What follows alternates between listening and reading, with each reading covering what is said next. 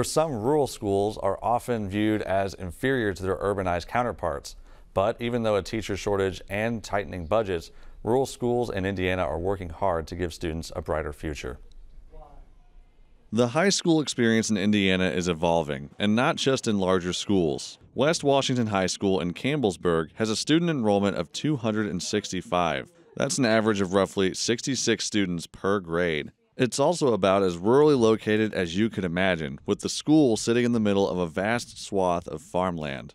We're more than just a school in the middle of a cornfield, and we wanted more than that reputation. And if I'm going to teach, my kids, just because they're in West Washington, deserve just as good an education as if they're sitting in Carmel, Indiana. West Washington has been steadily adding to its college prep program for years and is now home to a variety of pathways that students can take advantage of. Want to go to college?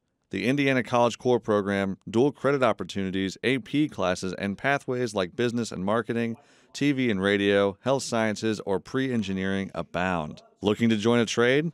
Check out the in-house vocational program with options for students to get hands-on with working in a greenhouse, getting their commercial driver's license, and soon working as diesel mechanics. I have preached and preached and preached to my classes, don't go out of high school and think that you're going to get into the job field and it's going to be okay. Your parents might have done it. It's an entirely different world back then. In a time of teacher shortages and tightening budgets, it's hard to believe a school this size can have this many offerings for students. It's thanks to partnerships with area universities and technical colleges, as well as the dedicated staff that make it all possible. Our school is unique in the way that it's set up because we have a staff that really strives for excellence in themselves, and I think it pushes on to the students. There's a trickle-down effect there. One of the biggest problems schools face is having faculty with the right qualifications to teach college-level courses. IU and other universities have programs in place that allow teachers to get accredited at no charge to them. Sometimes a teacher might just need 6 or 9 graduate hours because they have a master's and some work already, but some teachers need an entire master's degree. In either case, IU will foot the bill in order to get more dual credit opportunities into high schools. We have roughly 850 high school teachers teaching our dual credit program, which is called the Advanced College Project, ACP.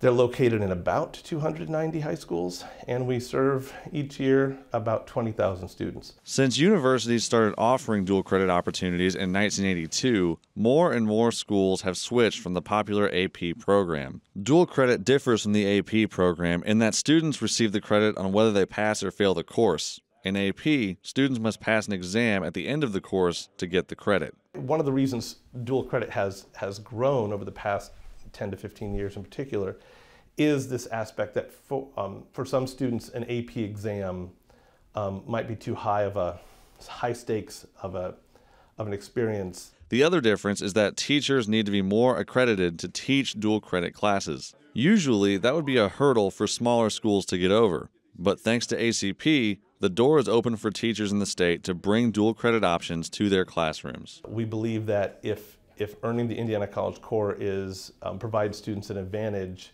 then we think that advantage should be available to all students. Still, there are other problems that some rural schools run into when it comes to providing options to students. There's a lower college completion rate in many rural parts of Indiana.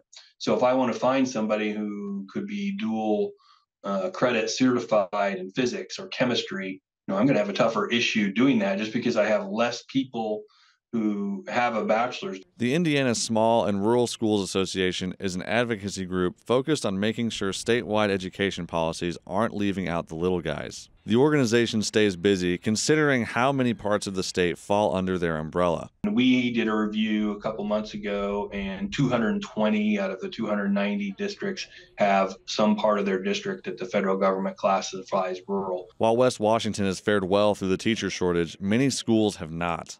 Fighting that issue, as well as ensuring schools have enough funding, is a frequent battle. We do have to get more creative in ways to provide content. We would love to see some specialized funding because we do know it's more expensive to educate kids in a low-density area. In the end, it's all about making sure that high schoolers are as prepared as possible for the next step in their lives. I think that it's just been an incredible thing for our community, our students, and it's an opportunity I wish I would have had back in the day.